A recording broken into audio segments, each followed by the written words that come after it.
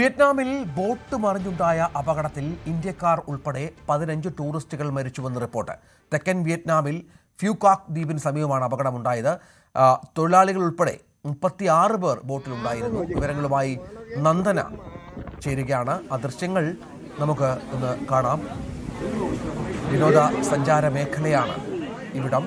നിരവധി വിനോദസഞ്ചാരികൾ വന്നു പോകുന്ന ഒരു സ്ഥലമാണ്. ഇവിടെയാണ് ബോട്ട് മറിഞ്ഞ് ഈ അപകടമുണ്ടായത്. ഫ്യൂകാക് ദ്വീപ് എന്നത് സഞ്ചാരികൾക്ക് ഏറെ പ്രിയപ്പെട്ട ഒരു പ്രദേശം കൂടിയാണ്. കടലുമായി ബന്ധപ്പെട്ട് ചില കാലാവസ്ഥാ മാറ്റങ്ങളൊക്കെ ഉണ്ടായിരുന്നു എന്നാണ് മനസ്സിലാക്കേണ്ടത്. ഏതായാലും 18 പേരെ രക്ഷപ്പെടുത്തിയെന്ന വിവരം കൂടി പുറത്തു വരുന്നുണ്ട്. നന്ദന ചേരുക. നന്ദന, എന്തൊക്കെയാണ് ഇപ്പോൾ ഏറ്റവും പുതിയ വിവരങ്ങൾ? ആശ്വാസകരമായി ഒന്ന്, ഈ 18 പേർ രക്ഷപ്പെട്ടു എന്നുള്ളതാണ്. അതുപോലെ തന്നെ നമ്മൾ ഈ മരിച്ചവരുടെയും മറ്റും പേര് വിവരങ്ങൾ കാണുമ്പോൾ തമിഴ്നാട്ടുകാരാണ് അപകടത്തിൽപ്പെട്ട സൂചന കൂടിയുണ്ട്. എന്തെങ്കിലും മറ്റു വിവരങ്ങൾ ലഭ്യമാണോ?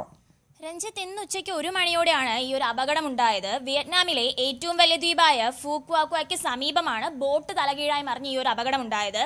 ഓഷ്യൻ ബെയർ ഐലൻഡ് കമ്പനിയുടെ സ്പീഡ് ബോട്ട് മറിഞ്ഞാണ് ഈ ഒരു അപകടം സംഭവിച്ചത്. ബോട്ടിലുണ്ടായിരുന്നവരിൽ ഭൂരിഭാഗം പേരും ഇന്ത്യക്കാരായ വിനോദസഞ്ചാരികളായിരുന്നു. ടൂറിസ്റ്റുകളെ ഹോൺമേ റൂട്ടിൽ നിന്നും ആൻതോട്ട് തുറമുഖത്തേക്ക് കൊണ്ടുപോകും വഴിയാണ് ഈ ഒരു ബോട്ട് തലകീഴായി മറിഞ്ഞ് അപകടമുണ്ടാകുന്നത്.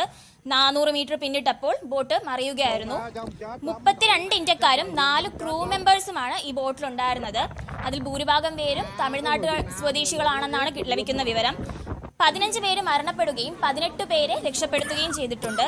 ശക്തമായ കാറ്റും കടൽക്ഷോഭവുമാണ് ബോട്ട് മറിയാൻ കാരണമെന്നാണ് ലഭിക്കുന്ന പ്രാഥമിക വിവരം. സമീപത്തുണ്ടായിരുന്ന മറ്റു ബോട്ടുകളാണ് ആദ്യം രക്ഷാപ്രവർത്തനത്തിനായി എത്തിയത്. ബോട്ടിലുണ്ടായിരുന്ന യാത്രക്കാരുടെ പേര് വിവരങ്ങൾ ഇപ്പോൾ വിയറ്റ്നാമിൽ നിന്ന് ഇന്ത്യൻ എംബസി പുറത്തുവിട്ടിട്ടുണ്ട്. രഞ്ജിത്ത്, ഏതായാലും വലിയൊരു അപകടമാണ് ഉണ്ടായത്. ഇതുവരെയുള്ള വിവരമനുസരിച്ച് 15 പേർ മരിച്ചു എന്നുള്ളതാണ്. 15 പേരുടെ മരണം സ്ഥിരീകരിച്ചിട്ടുണ്ട്. ഇപ്പോഴും അവിടെ രക്ഷാപ്രവർത്തനമടക്കം പുരോഗമിക്കുന്നു എന്നാണ് മനസ്സിലാക്കേണ്ടത്. കാലാവസ്ഥ മാറ്റമൊക്കെയാണ് ഈ അപകടത്തിന് പിന്നിലെന്നുള്ള വിവരങ്ങൾ കൂടിയാണ് ലഭ്യമാകുന്നത്.